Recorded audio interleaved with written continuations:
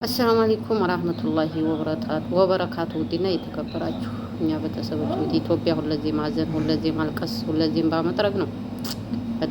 በጣም ያሳዝናል የምር። እንግዲህ እኒህ ምስኪን ልጆች እኒህን ተማሪ ልጆች አስባችሁታል? ጭካኔያቸው፣ ቻቻላቸው ቻኔ ምን አይነት ተፈጥሮ እንዳላቸው የኛ ዘመን ያላቀ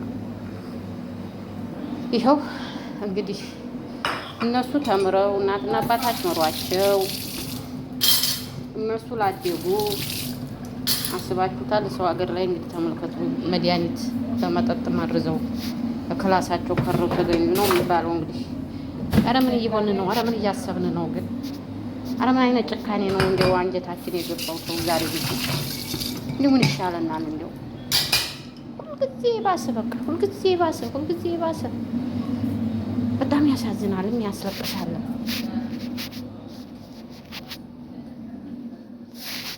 በጣም ይምር ምን እንደምል አላቅም። የምሬን ነው። በጣም ነው ያሳዝኑኝ ልጆች። በጣም ከምንም በላይ የፈጣሪ ያለ ምን አረጓቸው? እንዲሁ አያሳዝኗቸውም? እንቅልፋቸው አያሳዝንም? እንቅልፋቸው የሚያሳዝን ልጆች እስቲ ምን ያርጓቸው? አሁን እኒህ ልጆች እንግዲህ አስባችሁታል? አባታቸው ለትንሽ ጊዜ ወደ ኢትዮጵያ ተሳፍሮ ሄዶ እንግዲህ ጓዜን አልሰበሰብኩ፣ ዕቃዬን አላነሳሁ፣ ምን ያረኩት አላልኩኝ። በቃ የሆነች የምትመረቅ ልጅ አለች፣ እሷ ህዲያፍታ ጎኗ ቆመት አልተመረቀች ሙቼ እገኛለሁ ስትለኝ ነው አለ። አታለለችኝ፣ ሙሽራዎች አታረሩኝ ይላል። የምር በጣም የሚያሳዝነው አባትየው ልብ ይነካል። የምር ልብ ይነካል። ምን እንደምል አላውቅም። በጣም ያሳዝናል። አረ ወዴት እየሄድን ነው? ጭራሽ ደግሞ በሰዎቹ ሀገር ሄደው ተከትለው በቃ አረ ምን ሆነን ነው? እኔ እንጃ። ምን ይሻለናል? ምን ቢኮን ይሻላል? እኔ እኮ ምን አይነት ግንችርነት፣ ምን አይነት ጭካኔነት ነው? እንደው ድንጋይ ነው እንደው ድንጋይ ሆነን ነው እንዴት ታለ ነው?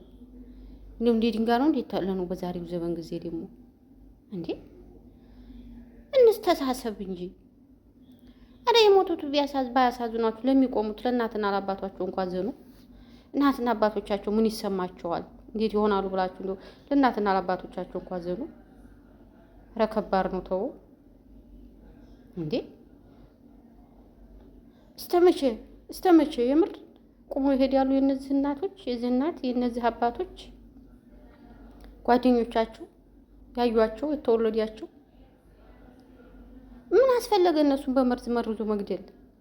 ወይንስ እነሱን ርዝቅ ማን ይበላል? የእነሱን ነገር እኔ እንጃ። እኔ ምን እንደምል አላውቅም። ብቻ ከባድ ነው የምር። የእነሱን ርዝቅ ትበላላችሁ?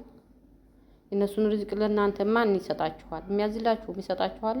የለም እኮ አላሁ ተዓላ ይፈቀደላችሁ። በትምህርታቸውም ሆነ በልመናም ሆነ በምንም አላሁ ተዓላ ይፈቀደላቸው። ለእነሱ ብቻ ነው ርዝቁን ያንቃችኋል። ብጎርሱት ራሱ ለእነሱ የታዘዘው። አረ ፈጣሪ ሂዳያ ይስጣችሁ። የምር አዲያማ ልጆች ናቸው። ደቡብ አፍሪካ ላይ ነው እንግዲህ እንደዚህ የሆኑት። በጣም የሚያሳዝን ነው። ልብ የሚነካ ነው የምር። ድምጥ ብትሰሙ በጣም ያሳዝናል። እንግዲህ መጠጥ ላይ ምግባቸውን አበሳስለው አጥንተን ጥቂት እናጥናና እንበላለን ብለው ጎርፋቸው እንደገቡ እዚያው ከሮ የተገኙት ነው የሚባለው። ምግቡ ሳይበላ በመጠጥ ነው የሰጧቸው። በውሃ ይሁን በኮካ አልታወቀም። እንግዲህ በምርመራ ላይ ማለት ነው። አስባችሁታል? ወይኔ ጭካኔ! አረ ትሞታላችሁ። ተው፣ ነገ ትጠየቁበታላችሁ። አረ ተው፣ ሞት አለ በእናንተም። አረ በእናንተም ልጆች አሏችሁ። አረ እህት ወንድም አላችሁ። ተው፣ ይሄ ስቃይ እናንተም ጋር ይደርሳል። ልቦና ይስጠን። አረ ልቦና ይስጠን። በቃ እየባሰ ሁለዚህም እየባሰ መቼ ነው የተሻለ ነገር የሚገኘው? ለውጥ የሚገኘው መቼ ነው አይደል? እንደው እስቲውት በሰው ሁሉ ሀገር እንደው ተከባብሮ ባዲያው ዘመዱ ተፋቅሮ እየበላ እየጠጣ አብሮ እየተዋዋለ እንደሚኖር እስቲውት እንደው የሰውን ሀገር ትምሳሌ ታርጉ። ግድ የላችሁም። እንደው ሀበሻ በየሄድንበት በቃ መላከፍ፣ በየሄድንበት መሞት መግደል። እንደው የሀገራችንን ስም ብመልሱት ምን አሻችሁ? ኧረ እንደው አላህ እየመረጠ እንደው የሎ ሲያንሳችሁ የምር እንደው እኔን ክፉን እንደው አላህ ጭጭ ቢያደርግልን ገራሞቹን ጨረሷቸው። ምስኪኑን ህዝብ ጨረሱት። ይህን ጨካኞች እንደው አላህ እንደው ጨክ እያደረገ ቢገልልን አላሁ ተዓላ ምን ችግር ነበር? የምሬን ነው። የምር አላህ ሂዳያ ይስጣችሁ። እንደው አላህ ቀናችሁን ያደርስላችሁ። እኔ ልጆች እኔ እንጃ እንደዚህም ልብ የሚነካ ነው። በቃ እነዚህ የሚያሳዝን ነገር ነው የምንሰማው የምናየው ሁሉ። አይስባችሁታል። እኔ ምስኪን ልጆች አልፈልናል። እንግዲህ ሰው ላይ ቦታ ይደርሱልናል ብሎ አባት እናት መከራ አይተው ስንቱ ነው አስተምረው ስራ ጨርሰው ተመርቀው አፍላቸው ላይ እንግዲህ ተመልከቱ እንደዚህ መሆንን አበባቸውን ሲቀጯቸው አበባቸውን ቀጯቸው። የምሬን ነው አባትዮ በጣም ያሳዝናል። በጣም ልብ ይነካል። ከምንም በላይ ነው የሚያሳዝነው። ሱብሃንአላህ አጨካከል ምን እንደምል አላውቅም።